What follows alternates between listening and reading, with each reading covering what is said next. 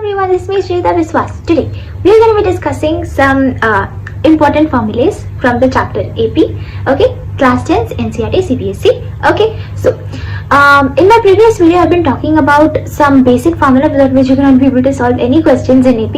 Now we're going to be talking about some other important formulas to be very helpful for you from board point of view, examination point of view. Okay, so first part here you can see I just gave some examples of APs, this one and this one. These are just like when I'm discussing the formulas with you, I'll be using these examples. It'll be easier, you'll have a visual view and you'll be able to understand it better. Okay, you don't need to memorize anything from here. Okay, now first formula we're coming to AN. How will you find AN when Sn and Sn minus 1 is given? Obviously everyone knows AN is A plus n minus 1 into D, right? But if Sn and Sn minus 1 is given, how will you find AN? Okay, now first come to the first example over here. What is Sn basically? It's the addition of all the terms in an AP. So addition of all these terms in an AP. And Sn minus 1 is what?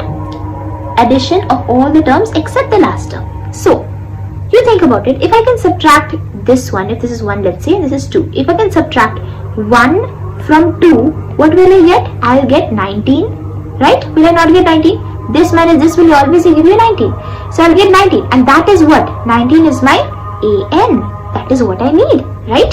So AN can be written as Sn minus Sn minus 1. Are you clear with this? Yes? Okay, let's move on now.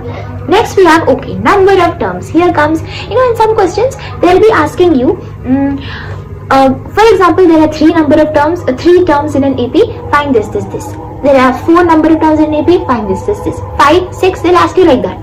Okay, so how will you know what your term, how will you know which terms you're going to take?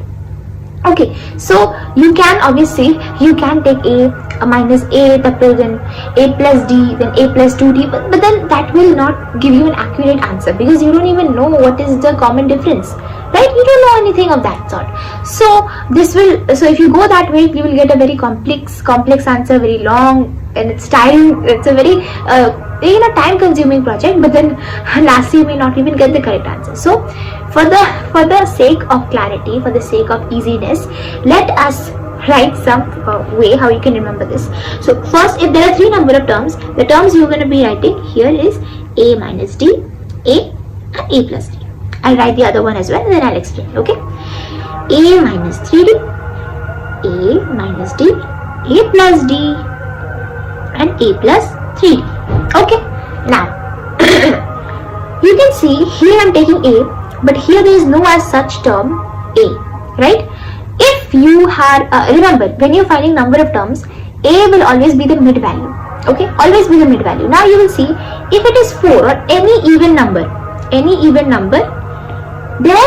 there will be 2 mid values. Now you cannot have A and A also, right? You cannot have something like A and A as the mid values, and then here you will have like A minus 3D and then here A plus 3D. That is not possible. You cannot have 2 terms the same thing, right?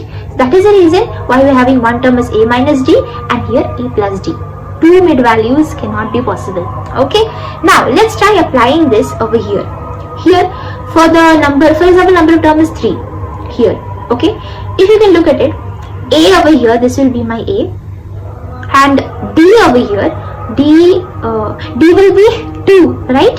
So D is 2, and if you are applying it over here, A plus D or A plus 2, okay, A plus 2 in the sense 7 plus 2, that's how you are getting 9. Similarly here, if you can add A minus D, that is 7 minus 2, that is 5. Clear? This is how you are able to put it over here. Now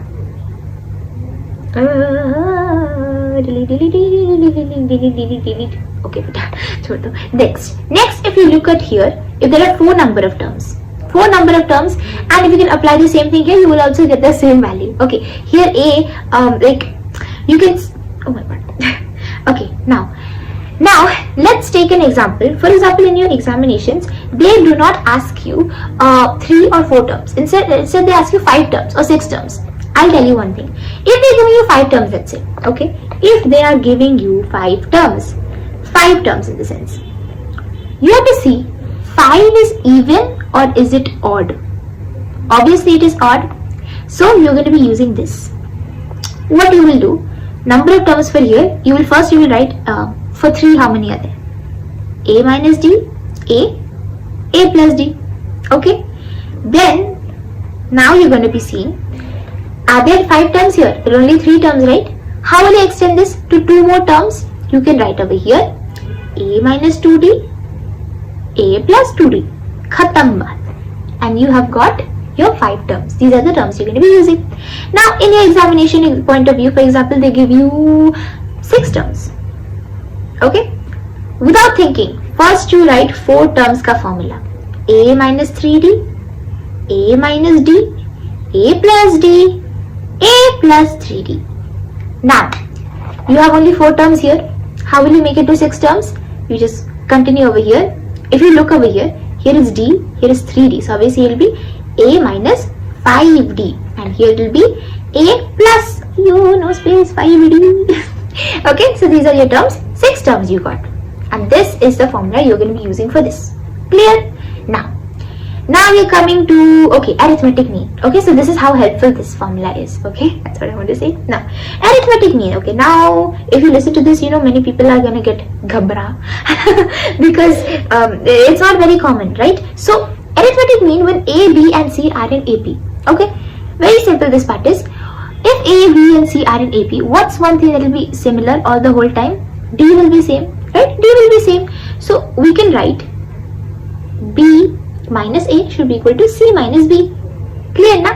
Because this is equal to D basically, na? D. I'm not putting D because it's not given in the question. D is common difference or not. Okay. So now you can take this B to this side, A to this side. Okay. Oh my God, what am I doing? It looks so bad, ugly. Okay, low.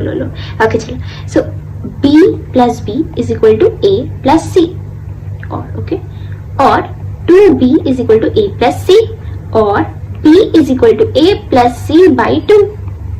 Okay, so B is your arithmetic mean. Here that's the concept. B is your arithmetic mean and B is equal to A plus C by 2. This if examination they're asking what is arithmetic mean, if this is it, you have to give this. This is what you have to give. Okay. Now middle term in AP when n is odd. Let's take one example from here. When n is odd, n in the sense number of terms is odd. Let's take this example. Here you can see number of terms is 3. 3 is odd. Now, okay. So, okay. How will you find the mid value, right? How will you find the mid value? Mid value formula over here is, I'll write the formulas first and I'll explain, okay? N plus 1 by 2. Nth term. Okay, nth term in the sense means, if I got the answer as 7. 7th term. Okay, so if my AP is something like, let's say 1, 2, 3, 4, 5, 6, 7, 8, 9, 10. Okay, so 7th term over here is 7 and that is the required answer. Clear? Okay. Now, for example, I didn't complete. N is even, I think I got erased by mistake. Okay, N is even. If N is even, what formula are you going to be using? Now see, one thing you have to keep in mind, if N is even, you will have two answers, correct? You will have 2 answers. So how will you know? So what are those answers? Okay, that will be n by 2th term and n by 2 plus 1 bracket ke bahar nth term. Or this one you can just write it n plus 2 by 2th term. This is also fine. Okay, so if you want, you can apply it over here and you get the answers also. Okay, so this is how you can. These are some important other formulas that you need to remember for AP from examination point of view. Okay, I hope you enjoyed. Bye bye.